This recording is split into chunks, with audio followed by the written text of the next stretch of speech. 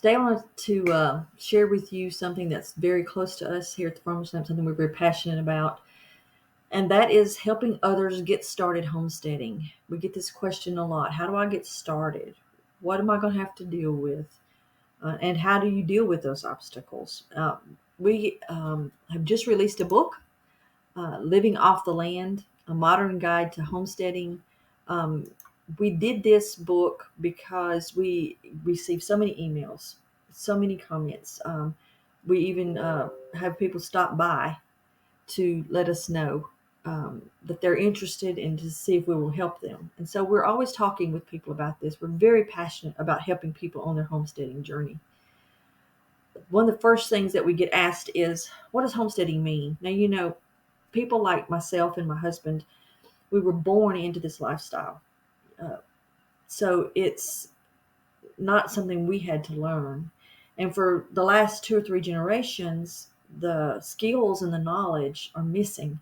And so these young people are coming and they're trying to start providing food for their family and they don't know where to start. So this is what we're here for. This is the whole reason for the Farmers Lamp, is to help you on your homesteading journey. If you ask five people, what is homesteading, you're probably going to get five different answers.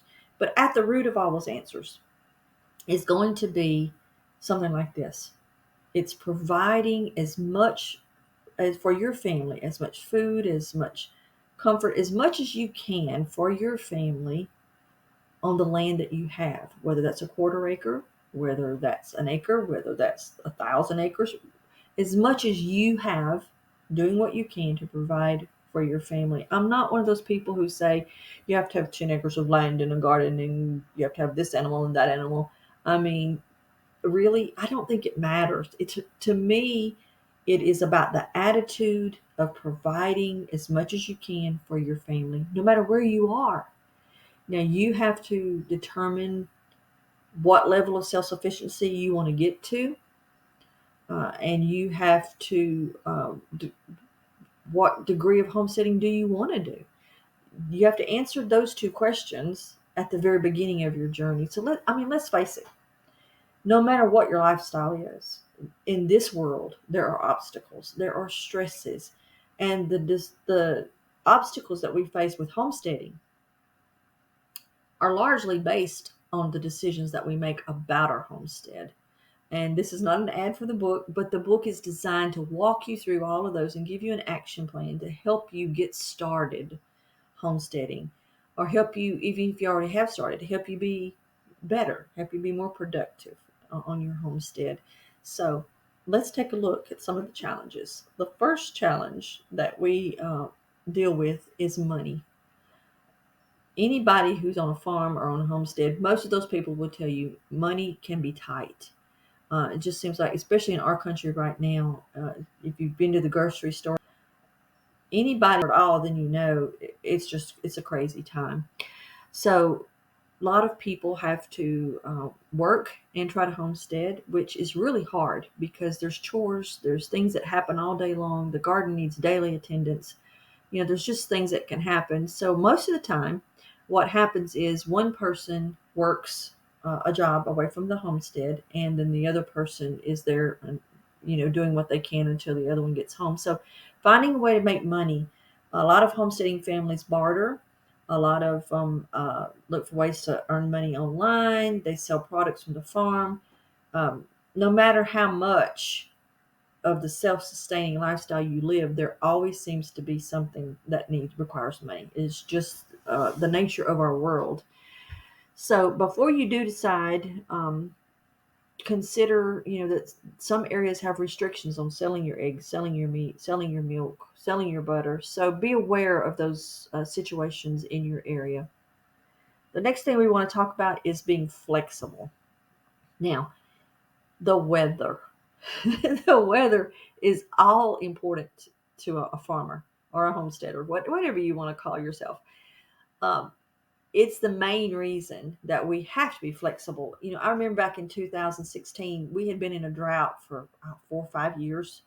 And so we planted our garden in 2016, just like we always would. And then, of course, the rains came. and we lost the whole garden. We had to start all over again. And it wasn't even in a flood prone area. It's just the rain was so much rain and the ground was so dry.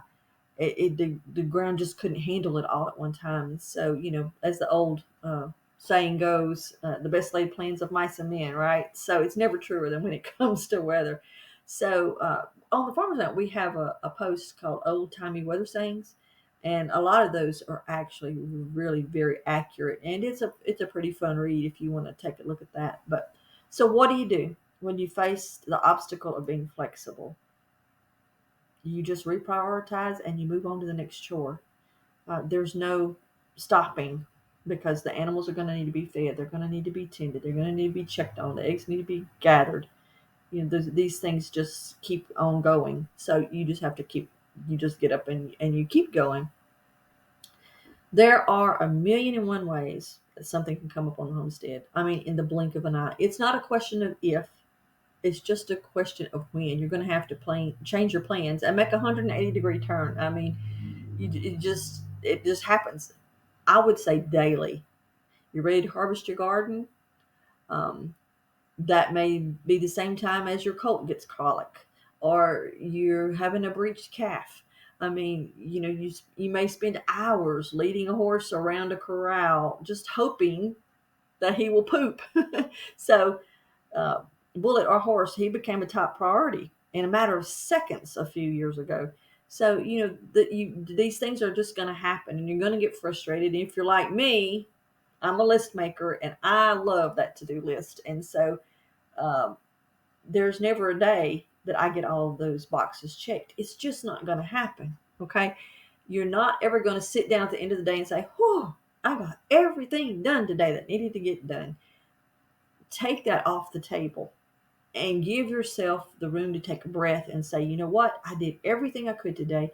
I did the very best that I could today, and move on. Take everything with a grain of salt and a pinch of sugar, as they say. Frustration and anger are not going to get you anywhere. Don't be unreasonable in your expectations of yourself, of your finances, or in others. Just look on the sunny side, as they say. There's a season for every work on the homestead, and you will get there. Don't look at someone's farm and say, oh, that's what I want today. It may have taken them 20 or 30 years to get there. So, allow yourself the time to grow, make mistakes, learn from others, and just keep moving forward. Now, on a homestead, a skill is as good as money in the bank. You can barter your skills, you can trade your skills. Some skills can become even relaxing or even hobbies. You always keep improving in this lifestyle. You're not stagnant at all. If you can develop a skill or you have a skill that helps you make extra money, that's a real blessing. You can be doing knitting, woodworking, metalworking, leatherworking, mechanical repair work, food preservation, write books, blogs, animal husbandry. I mean, the list it's exhaustive. There's no way to get to the end of all of it. But there are some skills which aren't as tangible. When your cow is in trouble, like we said, she's having a breech birth. Do you have a level head? Can you think clearly and find a solution before it's too late? Or do you just say, oh, that's it, there's no options, I don't know what to do, and freak out? Do you know someone who keeps a cool level head in the face of adversity? They're the ones that you want to call in a situation like that. So each of us has our strong points, and they can come in handy at the right time. Reach out to the people you trust. Build a community in the homesteaders and farmers in your area, and those relationships will help you survive in the homesteading life. You put your head together, you gain knowledge that you wouldn't otherwise have. Listen to the old timers. Listen to the old timers. Sit with them. Talk with them. They love to answer questions. And most homesteaders and farmers love to help people. So I won't say all, because this is the world we live in, but find someone whom you can ask, whom you can trust, that has the experience, and grow and learn from them. There is never enough time to do everything. Never enough time. Like I said, I don't even remember a night when I laid down and thought, I got it all done today. I lay down at night and think, man, I wish I had had time to do that. And I wish I had had time to do this. And I hoped I would get to that. So time can be an obstacle in homesteading, but it's manageable and you can use it wisely. So you just make a list. I'm a list maker. Like I said, you prioritize, you work from the greatest to the least, and you just keep moving forward because it's just a blessing to be living this lifestyle. This is that we're talking about right now. It's not exhaustive. I mean, we can't cover everything in a short video or a short podcast. Um, but these are just the top things. Your homestead is where you hang your heart. It's where you wipe the sweat from your brow. It's where you bind the bleeding cuts. You find the balance in your spirit. You find what works for you and your family. Make a decision as to what you want to do, what you can do, and then move forward from there. If you find solutions, share them with other people. If you need solutions, reach out to people. I'm always here. My husband and I are always here to help you any way we can. The freedom you feel on a homestead is almost intangible. I mean, it visibly changes the people and the things around you. Now, you're going to have your family may question your decisions. Just let them be who they are, and just love them. And these are the decisions you've made for your family, and go forward with it. You cannot expect yourself to be where you're going to be in 10 years. It's just not going to happen. So take a breath, make the decisions that you need to make, and move forward with your family. So, what are the top benefits that come to your mind when we're talking about homesteading? I want to give you a list of mine, okay? The satisfaction of being self-sustaining. Now, that doesn't mean that we don't have to purchase things off the farm, or that we consider ourselves detached from the world. To a certain degree, that is true, but that just means that we could, if something happened, live off of what we produce on here on the farm. It's the knowledge of where your food comes from and what is in it. It's the reward of hard work, of a job well done, knowing how your food was raised, knowing how your animals were treated and processed, a sense of independence, peace. I love that we're always learning new skills, always improving skills. Uh, if you have the right setup, the solitude and privacy. But my very favorite thing is new life, when chicks hatch, when kittens are born, when calves come on the scene. It's just that's my favorite part.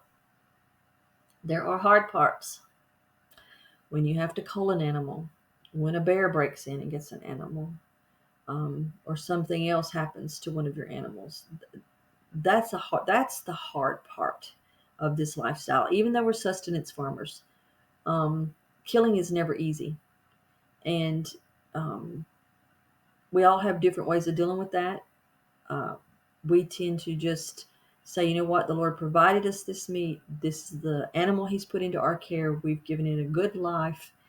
It's healthy, and now it's going to feed our bodies, and we're thankful to the Lord for that blessing.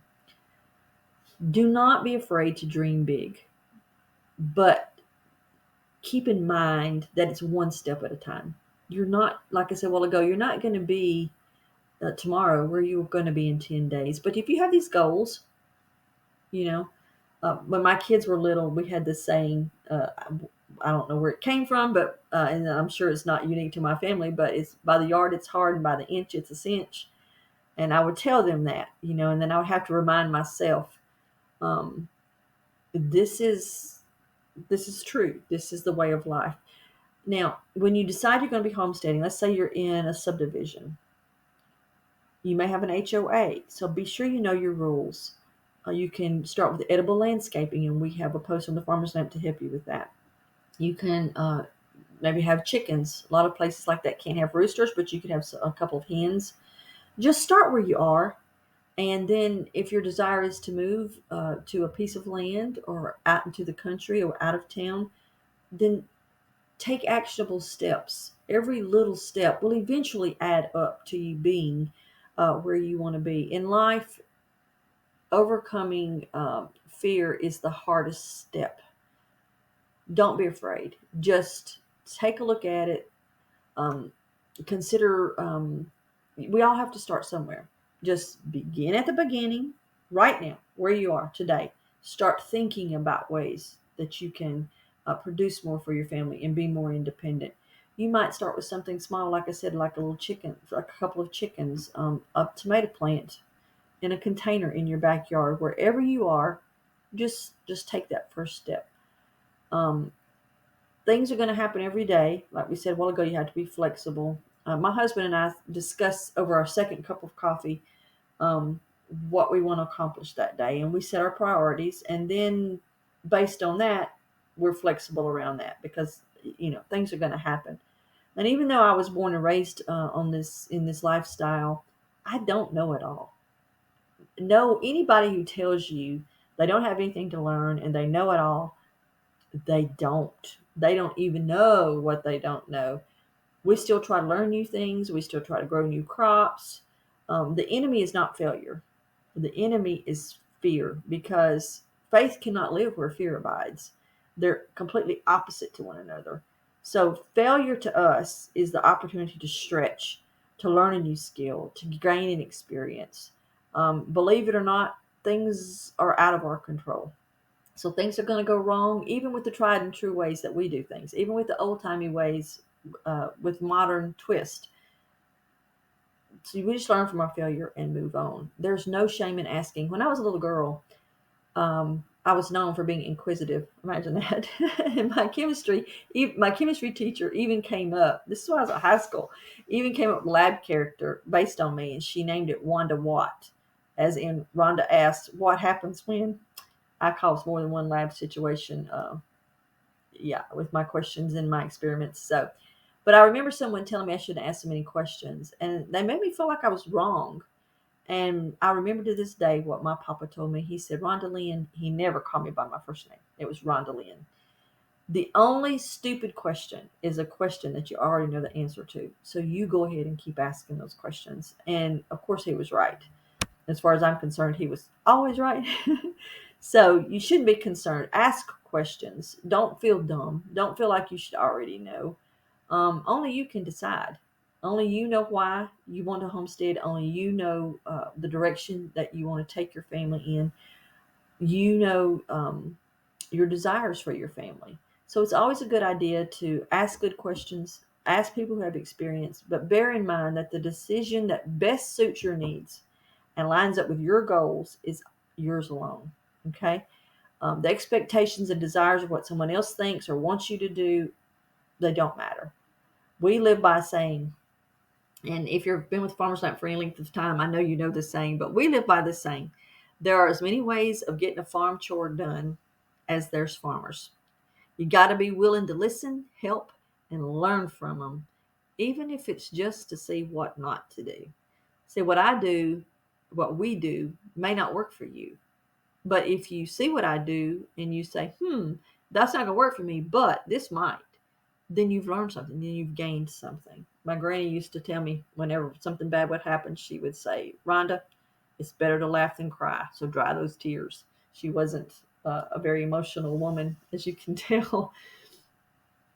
But frustration and the lack of knowledge, it kind of skews our view of things. So learn to laugh at yourself, learn to make mistakes, because trust me, you are going to make mistakes. We all do. It's going to happen. You just refresh, you refocus. Um, you don't have to have a mental breakdown. You don't have to stress out. Give yourself a break. Take a walk. Remember why you're in this lifestyle. If you don't have clear goals and a clear decision, a clear reason why you want to start homesteading, you're going to struggle and you may even fail. So these things are important. Just take some deep breaths. Remember why you're doing it. Um, and just get out there and do it. I'm sure you know the old saying, experience is the best teacher. Well, it's true. So no matter how much knowledge you acquire, no matter how many books you read, if you don't get out there and do it, you're just not going to learn it. You can have it up here and not have it here, and this is where it matters. So my desire is to help you, not only with this talk, but to encourage you. If you have questions or comments, let me know. Check out the book. Give yourself and your family a large learning curve. Above all else, enjoy your journey. It's fantastic, it's fulfilling, it's humorous, and it's inspiring. Until next time, safe and happy journey.